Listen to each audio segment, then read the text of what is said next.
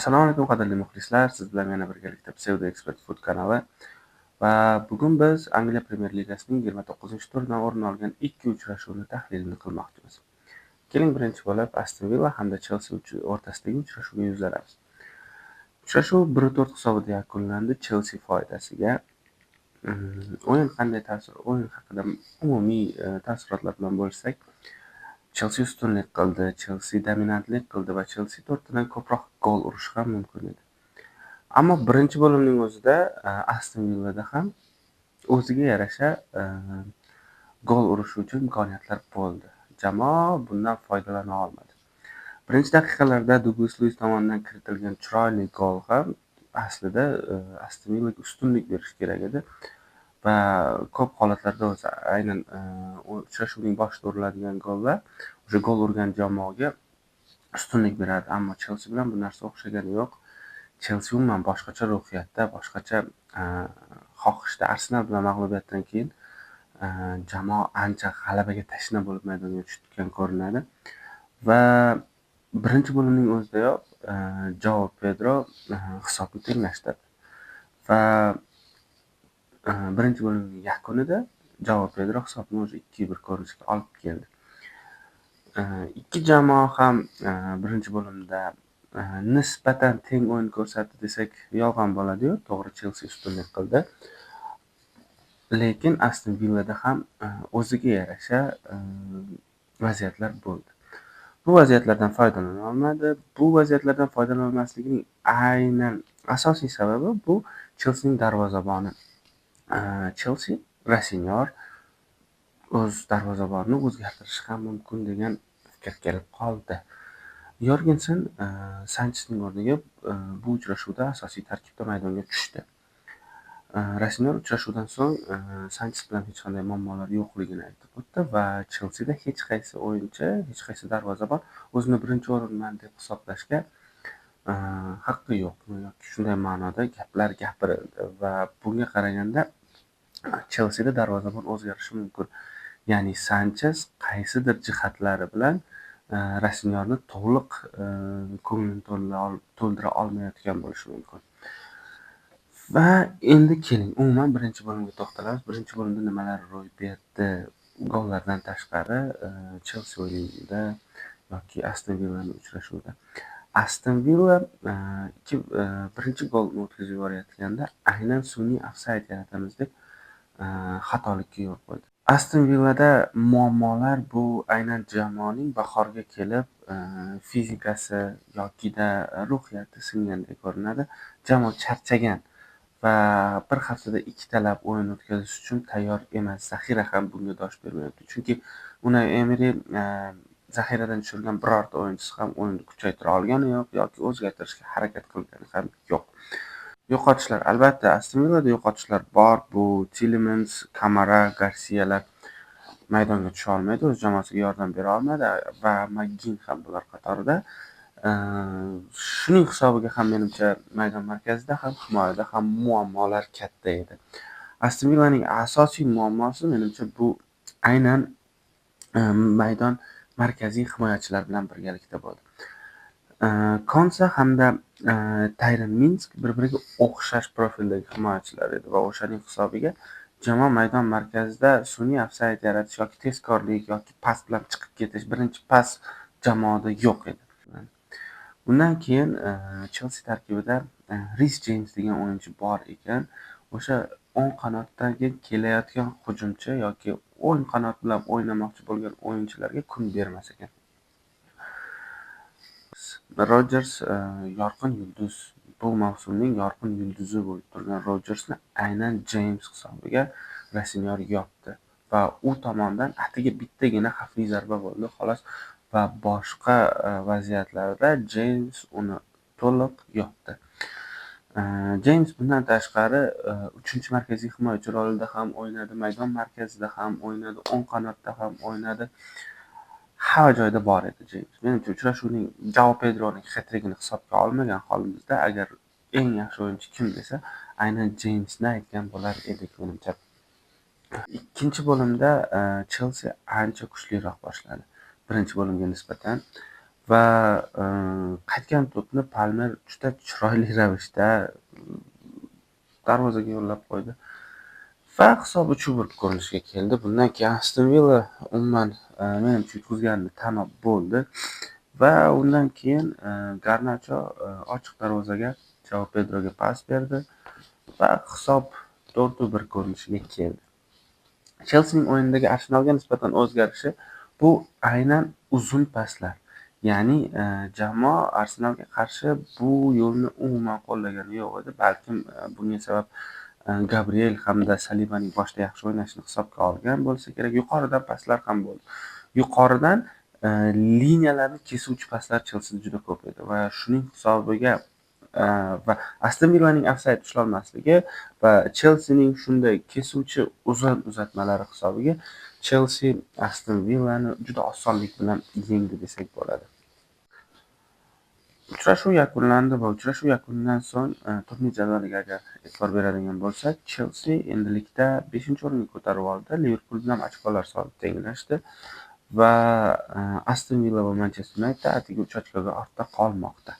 Aston Villa esa ahvoli og'irlashib bormoqda va 3-o'rin uchun kurashdan sekin-astalik bilan chiqib ketmoqda va katta ehtimol 3-o'rin uchun Manchester United, Chelsea va Liverpool o'rtasida bo'ladigan ko'rinadi bahs. Ko'rsatuvimizning ikkinchi qismiga o'tamiz. Ko'rsatuvimizning ikkinchi qismida St. James Parkda bo'lib o'tgan Manchester United hamda Newcastle o'rtasidagi uchrashuvga e'tiborimizni qaratamiz.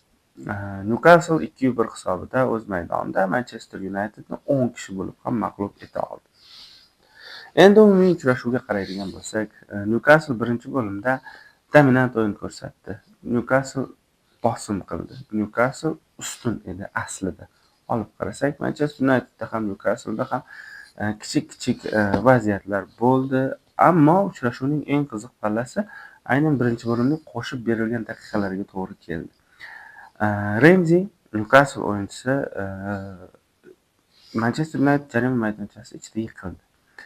Va bu vaziyatda birinchi nigohda e'tibor bersangiz agar, Lamesning qo'li tegdi va Ramseyni yiqitdi deb o'ylaysiz ham aslida.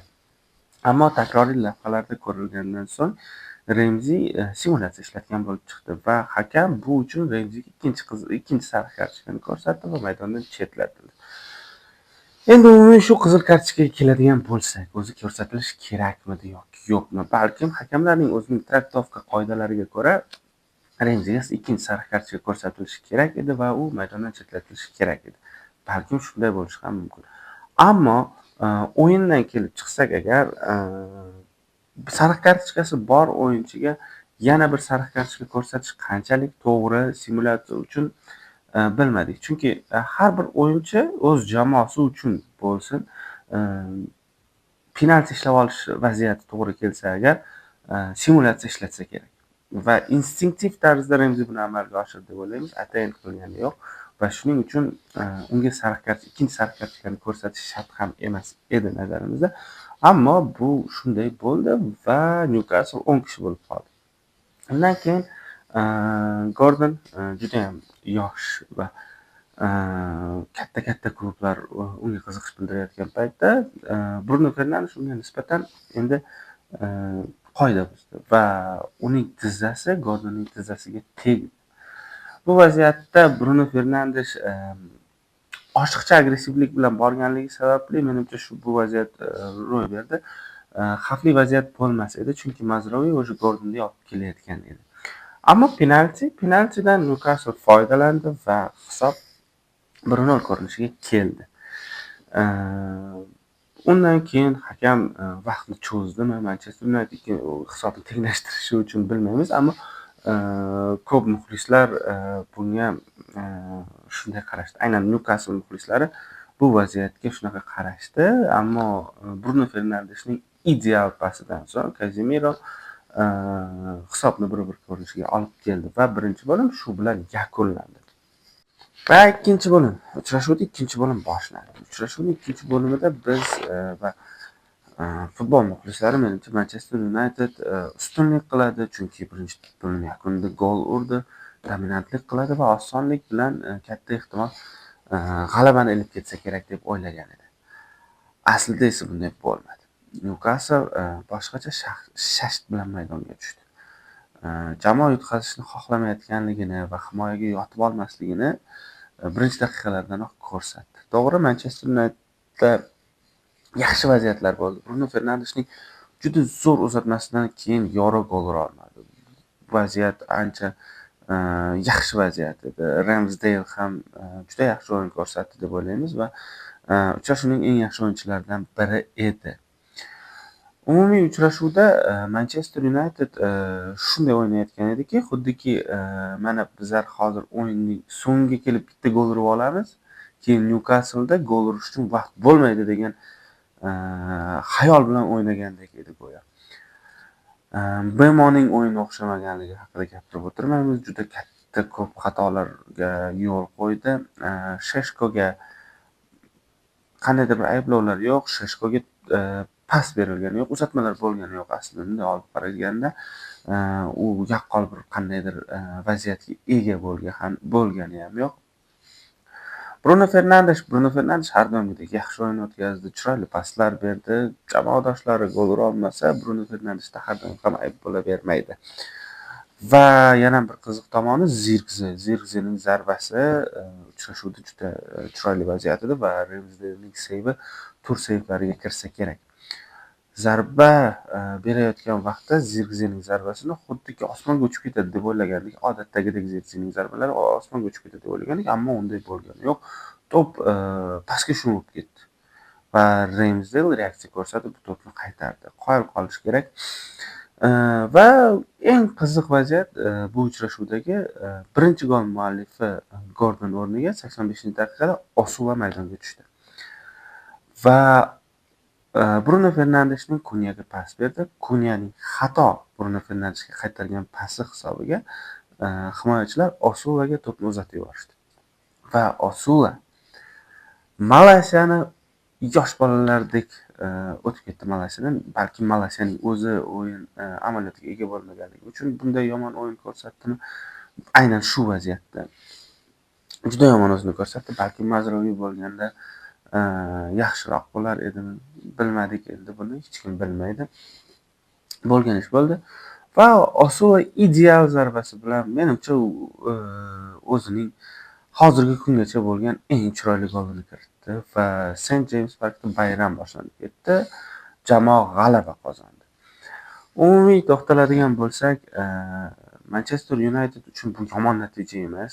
Nazarimizda Manchester United qachondir baribir mag'lubiyatga uchrashi kerak edi va eng qiziqarli tomoni Manchester Unitedda shu Kerry kelgandan bergi o'yinlarga agar e'tibor bersangiz, aynan chorshanba, payshanba haftaning midweek hafta o'rtasida bo'lib o'tadigan o'yinlarda jamoa qiynaldi. West Ham bilan uchrashuv ham aynan midweekga to'g'ri kelgan edi va Newcastle bilan ham uchrashuv aynan midweekga to'g'ri kelyapti va shuning hisobiga jamoa o'z tonusini yo'qotgandek va uchrashuvga to'liq tayyormasdek tuyuldi nazarimizda. Balkim o'yinchilar ham har haftada bir marta o'yin o'tkazishga o'rganib qolishgan bo'lsa kerak va bu ham o'z ta'sirini o'tkazmasdan qolgani yo'q deb o'ylaymiz. Nima ham deymiz?